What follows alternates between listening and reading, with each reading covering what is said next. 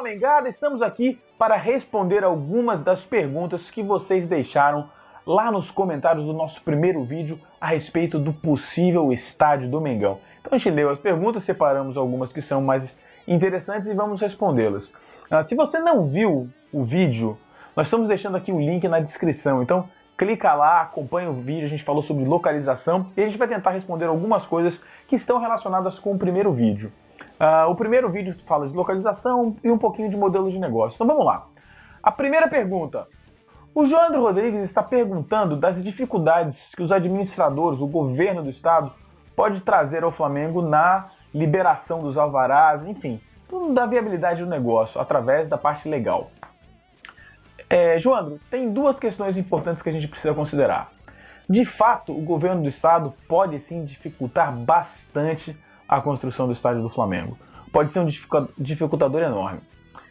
O tamanho da dificuldade vai depender da quantidade de concessões que o governo do estado vai ter que nos dar.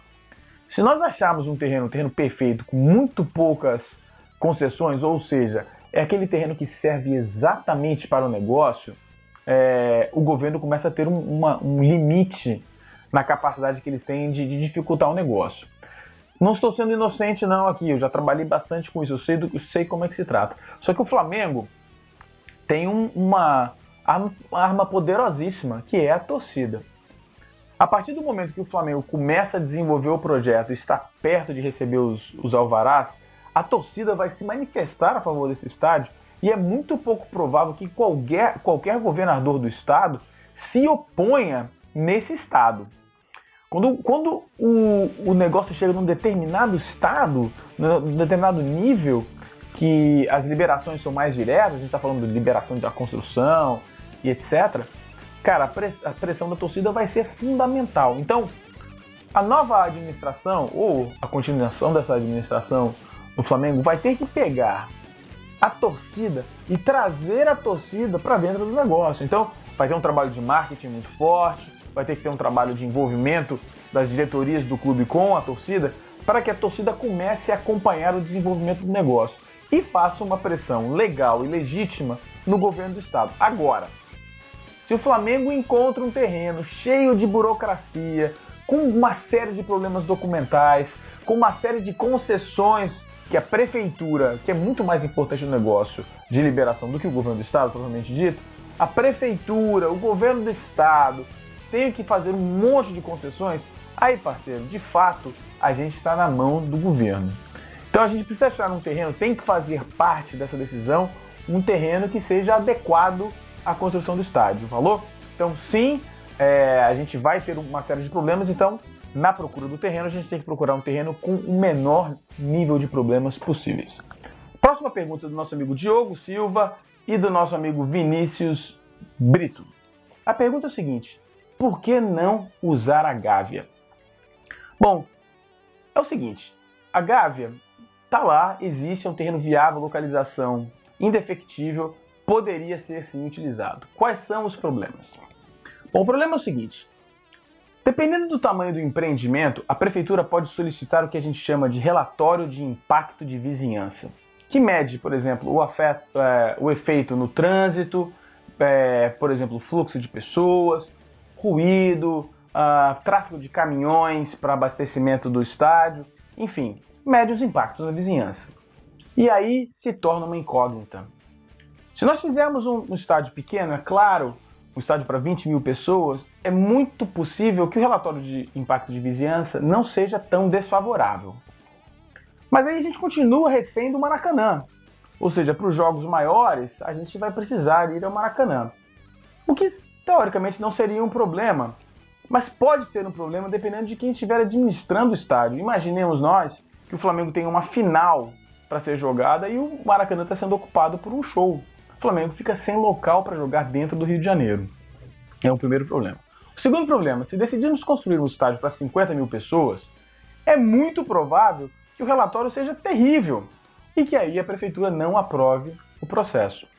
O Flamengo simplesmente não tem o direito de construir, o projeto tem que ser aprovado e dependendo do tamanho, da magnitude do projeto, a prefeitura pode solicitar o relatório de impacto de vizinhança. E aí, cara, foge dos nossos controles. Então, há um risco, eu acho que a hipótese deveria ser estudada, mas não me parece ser a resposta ideal para o estádio do Flamengo.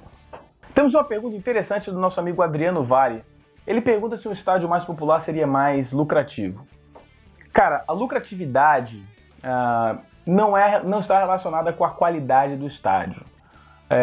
Se você tiver um estádio que você não gaste quase nada, que seja localizado fora da cidade do Rio de Janeiro, num terreno de acesso complicado, mais barato, isso não quer dizer que você vai ter um estádio lucrativo, mesmo que ele lote em todos os jogos. E o contrário também é verdadeiro. Você tem um estádio super sofisticado, com tela de plasma para tudo quanto é lado, e mármore, etc., no centro lá do Rio de Janeiro, também não quer dizer nada. A conta da lucratividade é quanto dinheiro você coloca, quanto dinheiro você retira. E aí, quanto dinheiro você coloca, se você colocar pouco dinheiro, você tem a impressão de que você vai ter um retorno maior, mas não é bem assim. E por que não? Como eu expliquei no vídeo anterior, a questão, por exemplo, do name writings, do nome do estádio, é muito importante. Se você constrói um terreno lá na Caixa Prego, longe pra caramba, com pouco acesso, mas um terreno barato, é muito pouco provável que você vai ter algum show, ou espetáculo, alguma coisa lá. Algumas pessoas nos comentários disseram que isso não era importante. Isso é muito importante para o name rights, que é muito importante para viabilizar o negócio. Não achem que a gente vai chamar a Arena do Urubu e tudo vai ficar tranquilo. Essa receita do nome do estádio é fundamental para o estádio. E a gente não está falando de colocar 50 shows por ano, a gente está falando de colocar 4 ou 5 grandes shows por ano e que o estádio seja desenhado para que depois do show, no dia seguinte, possa haver uma partida de futebol. Então isso tem que fazer parte do planejamento. E é importante para que pague as contas. Então quando a gente fala, por exemplo, do nome do estádio, quando a gente fala, por exemplo, de termos serviços em volta do estádio, temos restaurantes no complexo do estádio, temos lojas, temos cinema, é que esses ocupantes, eles vão pagar aluguel, eles vão fornecer ao Flamengo uma receita contínua e previsível, que é diferente da receita do estádio, que é difícil de prever. Faz-se uma conta, mas com muito menos segurança. A receita dessas lojas são previstas num contrato, você sabe no final do ano o mínimo que você vai receber. Então, é muito importante pensarmos no negócio dos dois lados. A prioridade tem que ser o campo, a prioridade tem que ser a pressão da torcida. Fato, ninguém está desconsiderando isso. Nós estamos querendo fazer com que isso aconteça pelo menor custo possível. E isso pode ser que seja atingido com as lojas e os serviços em volta ou no próprio estádio. Lucratividade, parceiro, é uma conta mais complicada, tá? Não se refere a um estádio barato, lucratividade alta. Não é assim que a gente vai calcular isso não, tá? O cálculo disso é muito mais complexo. A quantidade de dinheiro que entra, a quantidade de dinheiro que sai e o que sobra para você. O que sobra para você é o seu lucro. Então, de repente você coloca mais dinheiro na saída, mas você recebe muito mais dinheiro. Difícil de saber. A verdade é a seguinte, o estádio tem que ter a cara do Flamengo. O Flamengo é povão, então tem que ser um estádio com cara de Flamengo. Tem que ter pressão, tem que ser próximo, os torcedores têm que estar próximos, o mais próximo possível legalmente da linha lateral, e assim tem que ser. Tem que ter a pressão e assim a gente desenha o negócio. A lucratividade tem que ser medida, mas não deve ser a prioridade. Pergunta aqui do nosso amigo Eloy Nunes e do nosso amigo WKPK. Dá para usar o ninho do urubu como terreno para o nosso estádio? Olha só, não dá, parceiro. Não dá por duas razões. A primeira, a localização. É muito fora de mão. Não tem transporte público. Enfim, acho que o Eloy, inclusive, está sugerindo ônibus da Barra até lá. Só um cálculozinho rápido, cara. Se 10 mil torcedores precisarem pegar ônibus, a gente vai precisar de 125 ônibus. É ônibus que não acaba mais, parceiro. Então, muito complicado. Imagine 125 ônibus parados em qualquer lugar da Barra da Tijuca para esperar os torcedores chegarem para ir embora. Imagine se a gente precise, não sei, de 30 mil ônibus. Aí vira 30 mil torcedores. Aí vai precisar de ônibus. Inviável. Inviável. E o segundo, tecnicamente inviável, o terreno é muito estreito. e provavelmente a gente mataria o nosso centro de treinamento. Então, infelizmente, o terreno lá do Ninho do Urubu é inviável para o estádio do Flamengo. Essa aí é o nosso perguntas e respostas sobre estádio, referente ao primeiro episódio aí dessa série especial sobre estádios que o Coluna do Flamengo está trazendo para você. Então se inscreva no canal, deixe o seu like, marque o sininho para notificações e já o segundo episódio com exemplos internacionais. Obrigado pela sua participação, nos vemos aqui na TV Coluna do Flamengo.